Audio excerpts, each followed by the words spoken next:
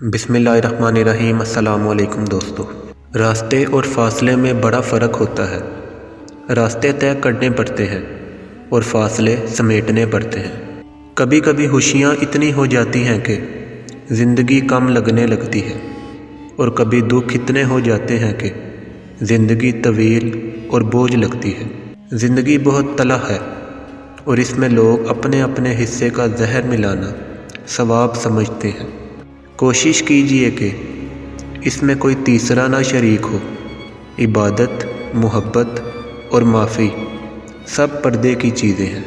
کتنے عجیب ہیں نا لوگ، بات پکڑ کر انسان چھوڑ دیتے ہیں۔ کسی ناقدر شخص سے محبت کرنا ایسے ہی ہے جیسے آپ سونے کے پیالے میں کسی کو آب حیات پیش کریں تو وہ اپنے ہونٹوں سے لگانے کی بجائے اس سے اپنے پیر دھو لیں۔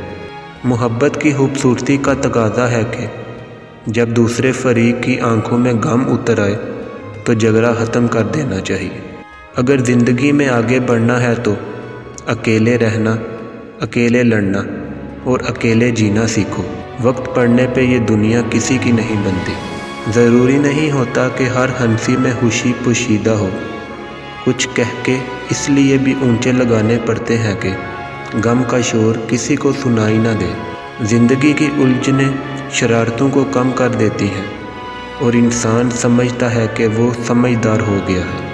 کون زیادہ قریب ہے، وہ جو فرصت کے اوقات میں آپ سے باتیں کرتا ہے، یا وہ جو وقت نکال کر آپ سے باتیں کرتا ہے؟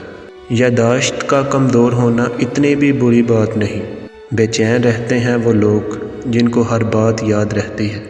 مسکراہٹ گہرے سے گہرے دکھ کو چھپا سکتی ہے، مگر وہ لوگ جو آپ سے محبت کرتے ہیں اس کے آر پار دیکھ لیتے ہیں۔ دل کی کتاب میں صرف ایک نام ہونا چاہیے۔